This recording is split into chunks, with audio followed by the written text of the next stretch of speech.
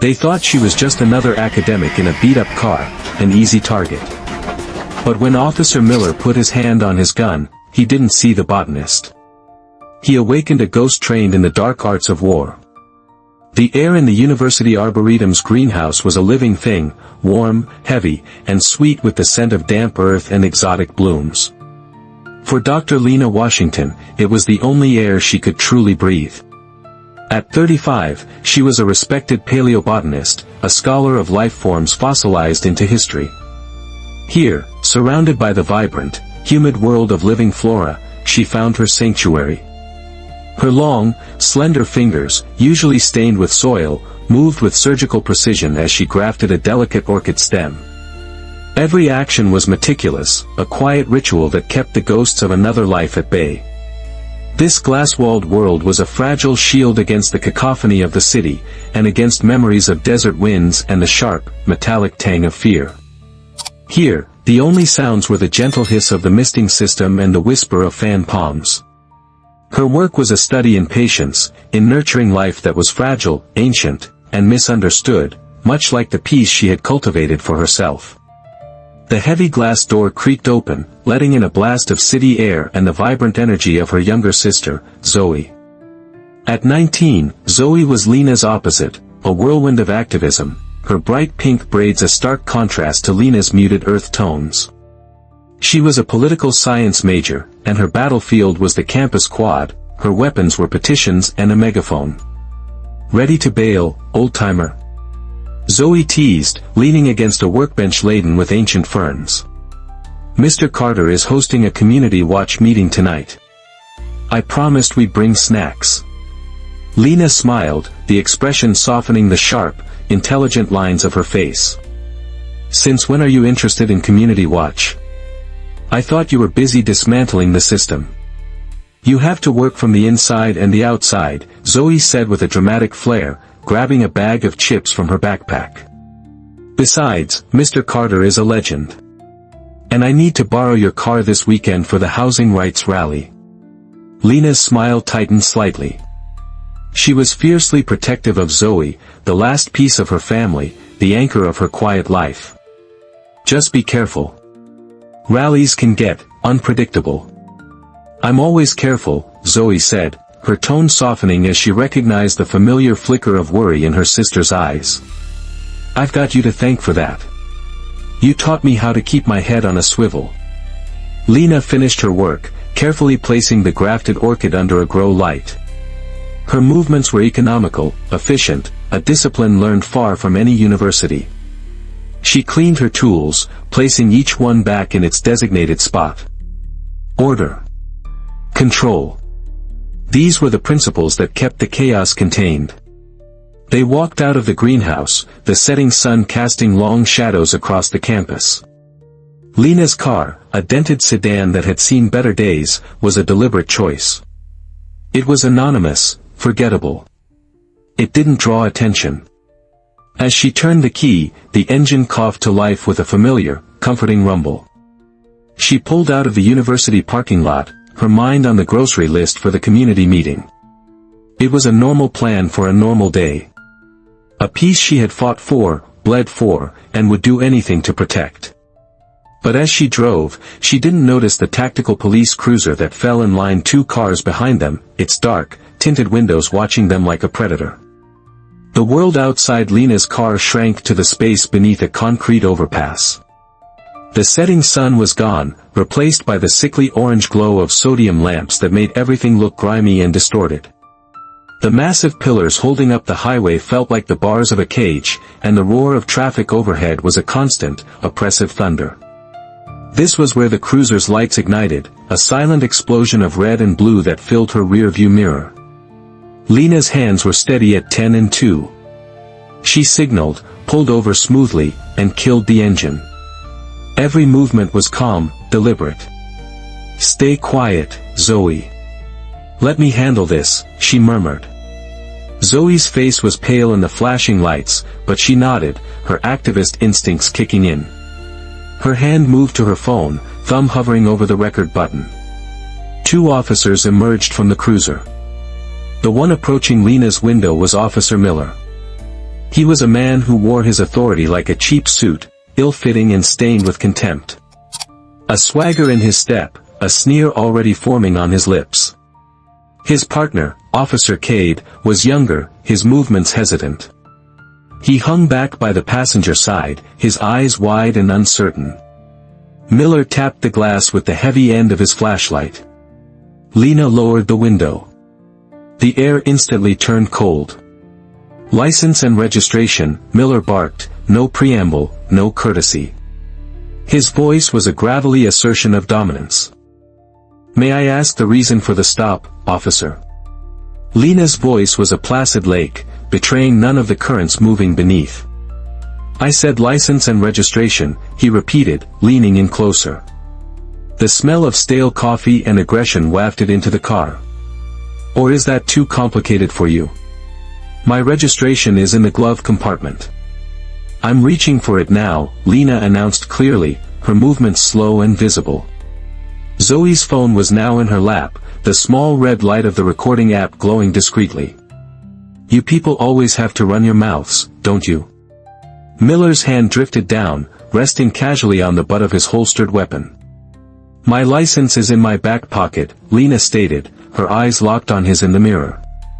"I will need to reach behind me. Step out of the vehicle." The command was sudden, a sharp escalation. "I don't understand, officer." "For what reason?" "I said get out of the damn car." Miller's hand shot out, yanking the door handle. The door flew open with a screech of tortured metal. "You want to make this difficult? This is harassment." Zoe's voice trembled, but it was defiant. "We're 5 blocks from our home. You have no cause." "Zoe, quiet," Lena warned, her voice still impossibly calm. Miller's face contorted with rage. He lunged into the car, grabbing Lena's arm. "Playing lawyer now? Get your ass out of this car before I drag you out." "Take your hands off me," Lena said. Her voice had dropped, losing its academic softness and gaining the cold, hard density of steel. "This is an illegal stop, and you know it." That was the breaking point. Miller's rage boiled over. He released her arm only to draw his sidearm in a single, fluid motion. "She's reaching," he screamed, a lie to justify the violence he craved. "Gun! Gun!" Time didn't slow down. It fractured. In the instant Miller's finger tightened on the trigger, Lena's body exploded from the driver's seat. It wasn't a reaction, it was an activation. Years of dormant programming took over. She moved like smoke, twisting away from the bullet's path. Her left hand clamped onto Miller's wrist, redirecting the weapon toward the sky as it fired with a deafening crack that echoed under the overpass. Her right hand, fingers rigid, struck a precise nerve cluster in his elbow. The gun clattered to the pavement.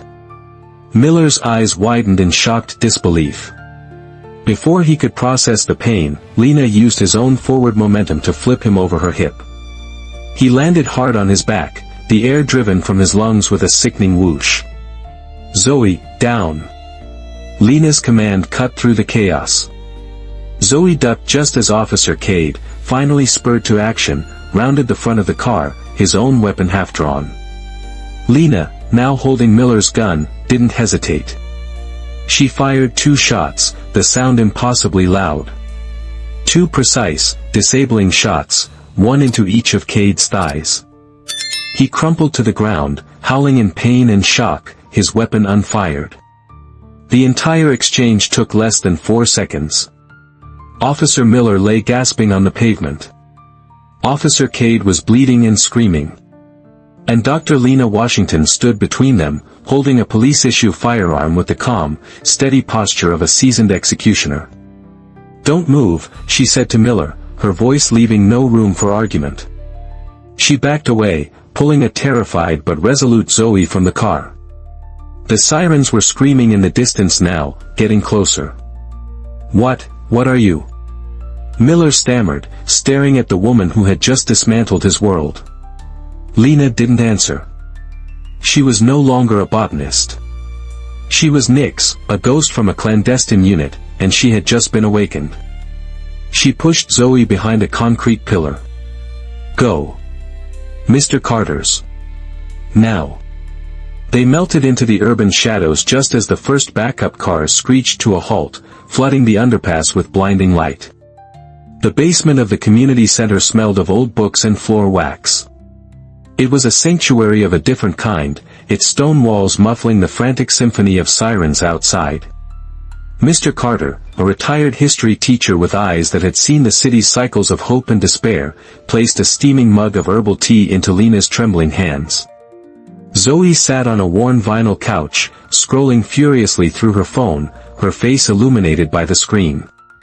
"They're spinning the narrative already," Zoe said, her voice tight with anger. She turned the phone around. A local news alert blared across the screen. "Armed woman attacks officers during routine stop. Fugitive considered dangerous." "They're using a still from the body cam," Zoe pointed out. "It's blurry, taken right after you disarmed him. It makes you look like the aggressor." Lena stared at the image. She knew this playbook. First, control the narrative. Second, overwhelm with force. Third, erase the truth. "They'll be hunting me," she said, her voice flat. "They'll use this to justify whatever comes next. We need to get your video out there, Mr. Carter said, his voice a steady baritone. "The truth is the only weapon we have." "It's not enough," Lena countered. "My word, Zoe's video, against 2 decorated officers. They'll bury us." She knew she needed more than the truth, she needed leverage. She pulled out a burner phone, its screen blank and anonymous, and typed a single, encrypted message to a contact she hadn't spoken to in a decade. A ghost from her past life. "Jinx. I need a trace. Urgent." Miles away, in a cluttered apartment that hummed with the power of a dozen custom-built computers, a figure known only as Jinx saw the message. A ghost had come calling. With a few keystrokes, Jinx dove into the city's digital infrastructure, a shark moving through murky water. At the precinct, Officer Miller was the hero of the hour. His fabricated story of a sudden, unprovoked attack was being polished by the department's PR team. He sat at his desk, carefully editing his body cam footage, trimming frames, amplifying his own shouts of "gun," creating a masterpiece of deception. Officer Cade watched from a hospital bed, his legs bandaged and throbbing.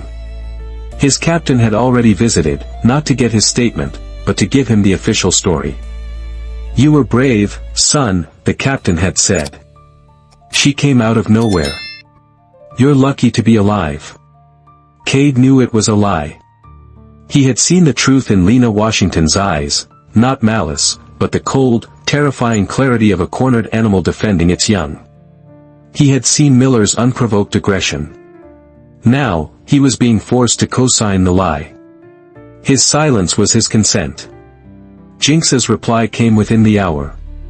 It was a cascade of data that painted a dark, sprawling picture.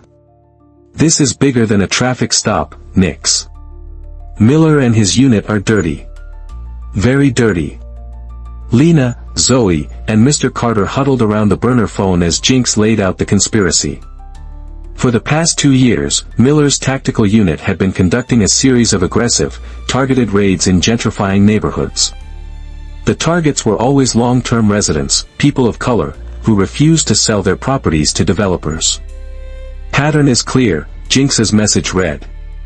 "Raid, trumped-up charges, property seizure, or a terrified family sells for pennies on the dollar. Weeks later, the property is bought by a shell corporation. Apex Urban Ventures," Zoe read aloud, her eyes wide. "They're the biggest developer in the city. They're supposed to be revitalizing downtown. They're revitalizing their bank accounts," Jinx sent back, along with a string of offshore financial records. "Apex has been making untraceable payments to another shell company. Guess who the sole beneficiary is? Officer Miller. He wasn't just a corrupt cop," Lena whispered, the pieces clicking into place. "He's a corporate enforcer. We weren't a random stop. We were in a neighborhood they wanted to clear. He was sending a message. The manhunt was escalating. News reports now claimed Lena had ties to extremist groups. Her university photo was plastered everywhere. She was no longer a person, she was a monster, a threat to be neutralized. Cade, watching the news from his hospital room, felt a cold dread creep into his soul. This wasn't about a traffic stop anymore. It was a purge. And he was now a part of it. His silence was the ink that signed their false reports. The truth was burning in his mind, a truth that could get him killed. But staying silent felt like a different kind of death. The city became a hunting ground. Lena's face, labeled armed and dangerous, stared out from every television screen and news website. The university, desperate to distance itself, placed her on immediate leave and gave the police full access to her life. SWAT teams, in full tactical gear, descended on her small apartment. They didn't knock. They used a battering ram, splintering the doorframe. They overturned bookshelves, sending years of research cascading to the floor. They slashed her mattress and emptied her closets, a violent, systematic violation of her private space. Their next target was her sanctuary. The greenhouse. They shattered the glass panels, the sound of destruction echoing through the quiet campus. They trampled rare, irreplaceable plants, their heavy boots crushing delicate stems and fragile blooms. They were not searching for evidence, they were sending a message. They were destroying her world, piece by piece. Zoe, watching the footage of the destroyed greenhouse on a hidden live stream, felt a hot, righteous fury replace her fear. They can't do this, she seethed. They can't just erase you. Using the skills she'd honed as an activist, Zoe began to fight back. She created anonymous social media accounts, carefully leaking the unedited video of the traffic stop. She sent it to independent journalists and civil rights groups, bypassing the mainstream media that was parroting the police narrative. Within hours, #JusticeForLena began to trend. Two stories were now at war, the official narrative of a crazed cop attacker, and the viral video of a calm woman defending herself against a violent officer. The digital outcry culminated in a planned protest outside City Hall. Zoe, working with Mr. Carter and other community leaders, organized it with meticulous precision. They arranged for legal observers, medics, and a network of live streamers to ensure every angle was covered. In his hospital room, Officer Cade watched the two narratives collide. He saw the raw footage of his partner's aggression and the doctored version playing on the news. He saw the character assassination of a woman who could have easily killed him but chose not to. The weight of his lie was becoming unbearable. His captain visited again, this time with a veiled threat. "You'll be getting a commendation for your bravery, Cade. The department takes care of its own. As long as you remember the story." That night, Cade made a decision. He pulled out a burner phone he'd bought in cash. His hands shaking, he found one of the secure numbers Zoe had posted for whistleblowers. He typed a short message, "I was there. I know the truth. I have recordings." The meeting was set for a desolate parking garage, a place of shadows and concrete. Lena and Zoe waited, every sense on high alert.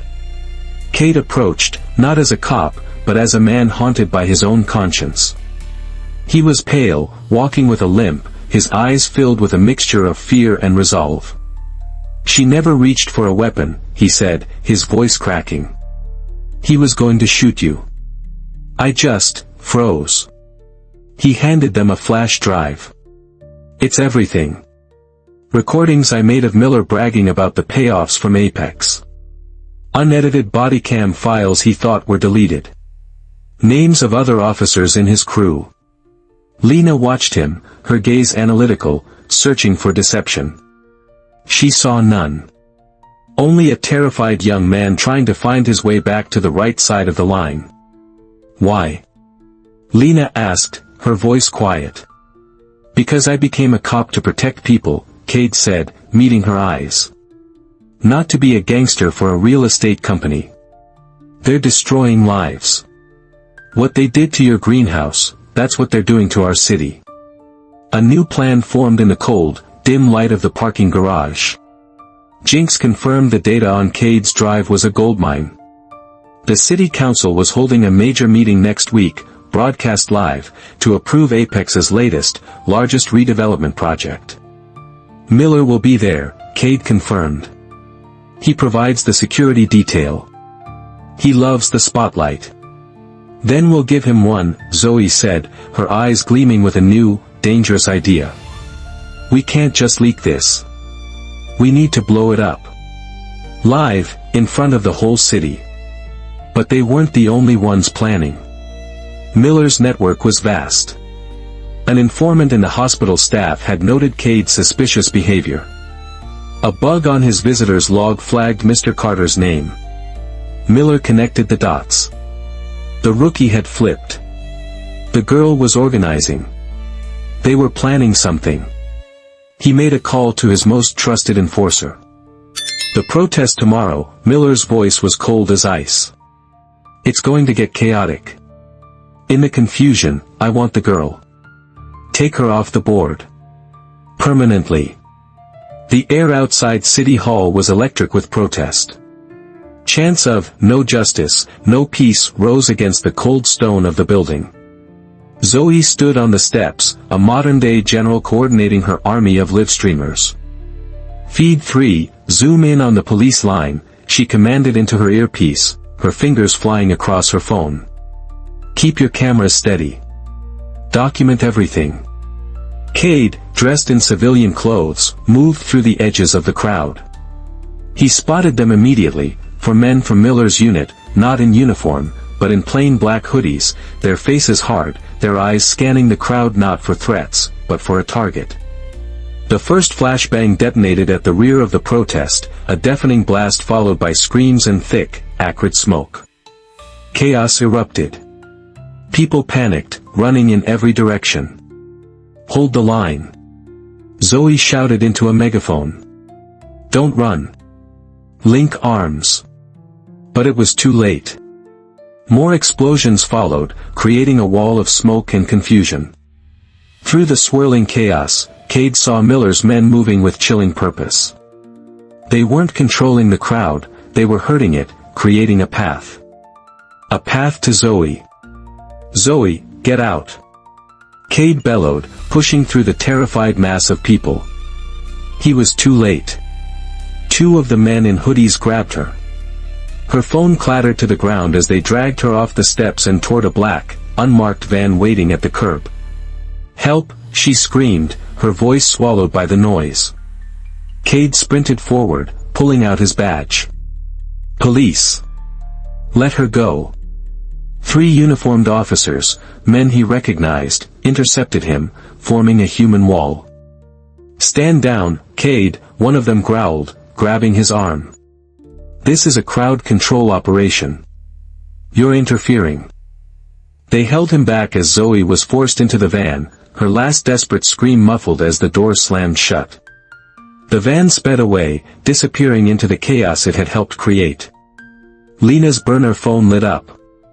A video file. Her blood ran cold as she pressed play. Zoe was in a dark, concrete room, zip-tied to a metal chair. A fresh bruise was blooming on her cheek, but her eyes blazed with defiance. Miller's voice came from off-camera, slick with triumph. Your sister is brave. I'll give her that. The camera panned to show Zoe's laptop and phones on a table. Smart, too. But not smart enough. He stepped into the frame, resting a hand on Zoe's shoulder. She flinched but didn't look away. Here's the deal, Nix. The old meatpacking plant by the river. You come alone. No gear, no backup. 1 hour. The camera zoomed in on Zoe's face. Don't do it, Lena, she shouted. He'll kill us both. The video ended. A text followed with coordinates. Tick-tock. The world fell away. The botanist, the scholar, the quiet woman who tended to plants, she dissolved. In her place, something cold and ancient awakened. She walked to the back of her closet, to a heavy-duty footlocker that hadn't been opened in 10 years. The locks clicked open. Inside lay the tools of her former life. The lightweight, black tactical vest. The custom-molded sidearm. The array of non-lethal but brutally effective gadgets. The scent of gun oil and worn leather filled the room. This was the life she had run from, the violence she had tried to bury under layers of soil and academic papers. But they had brought the war to her doorstep. They had taken her sister. Mr. Carter found her there, kneeling before the open locker like a priestess at an altar. He saw the transformation in her eyes. The quiet academic was gone. In her place was a warrior. "They called me Nix," Lena said, her voice devoid of emotion as she strapped the vest to her torso. "Not because I was a bringer of death. But because I thrived in the darkness where others feared to tread. I was the one they sent to retrieve what was stolen, from places no one was supposed to survive." She moved with a lethal grace, each piece of gear finding its place with practiced familiarity. She was no longer hiding from her past. She was weaponizing it. The meatpacking plant was a skeleton of rusted steel and broken concrete, silhouetted against a stormy sky. Lena moved through the shadows like a phantom. She neutralized the two guards outside without a sound, two silent takedowns that left them unconscious but breathing. Inside, the stench of decay hung in the air. Rusted meat hooks dangled from the ceiling like metallic claws. She moved through the labyrinthine corridors, a ghost in the machine. Miller's men were thugs, not soldiers. She dismantled them one by one, using the environment as her weapon. A man was slammed into a control panel, showering sparks. Another was caught by a swinging hook and left dangling. A third was lured into a walk-in freezer, the heavy door locking him in the icy darkness. Finally, she reached the central processing floor. Miller stood there, using Zoe as a human shield, a gun pressed to her head. "I knew you'd come, you bitch," he screamed, his eyes wild with panic and rage. "Let her go, Miller." Lena's voice was calm, a chilling counterpoint to his hysteria. "It's over. You're both going to die here." "No," Lena said, stepping out of the shadows. A small, almost invisible device was in her hand. "It's just beginning." She pressed a button. A high-frequency pulse, undetectable to the human ear but crippling to electronics, filled the room. The lights flickered and died. The emergency lights, on a separate circuit, failed to engage. They were plunged into absolute, pitch-black darkness. Miller fired blindly, the muzzle flash illuminating his terrified face for a split second. But Lena was no longer there. She was Nix. And this was her domain. The darkness. The first thing Miller heard in the suffocating darkness was the sound of his own panicked breathing. The second was the whisper of movement, everywhere and nowhere at once. He fired again, wildly, the bullet ricocheting off metal with a high-pitched scream. "Where are you?" he shrieked into the void. A sharp, searing pain exploded in his gun hand. He cried out as the weapon was wrenched from his grasp. A brutal strike to his knee sent him crashing to the floor. He felt a presence over him, a cold, controlled fury. He lashed out, but his fists met only air. A series of precise, incapacitating strikes landed on nerve clusters in his shoulders and neck. His body went numb, his limbs refusing to obey. He was helpless. The main lights flickered back on. Lena stood over him, not a scratch on her. Zoe was already free, holding a small, powerful flashlight and her phone, which was, once again, recording. "It's over," Lena said. Pinned to Miller's collar was a tiny, almost invisible microphone and camera she'd planted on him in the darkness. It was live streaming. "The system protects its own," Miller wheezed from the floor. "Not anymore," Zoe said, her voice ringing with the strength of a survivor. "The system is watching you right now." The feed from Lena's hidden camera, combined with Cade's testimony and Jinx's mountain of data, was an avalanche that buried Miller and his entire corrupt enterprise. The Livestream takedown was the final, undeniable proof. Apex Urban Ventures was hit with federal indictments. Corrupt city officials were exposed. The rot was cut out, painfully and publicly. Weeks later, the basement of Mr. Carter's community center was a hub of activity. It was no longer just a meeting place, it was a command center for a community reclaiming its power. Cade, having resigned from the force, now led Know Your Rights workshops, using his insider knowledge to empower the citizens he once policed. Jinx, still anonymous, had designed a secure neighborhood app for sharing information and documenting encounters. Zoe was at the center of it all. She had formed a youth media collective, teaching teenagers how to use their phones as tools for journalism and justice.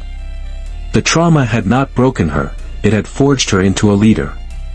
Lena found her peace back in the greenhouse. The university, under new leadership, had apologized and rebuilt it, better than before. She worked the soil, her hands nurturing new life. But something had changed.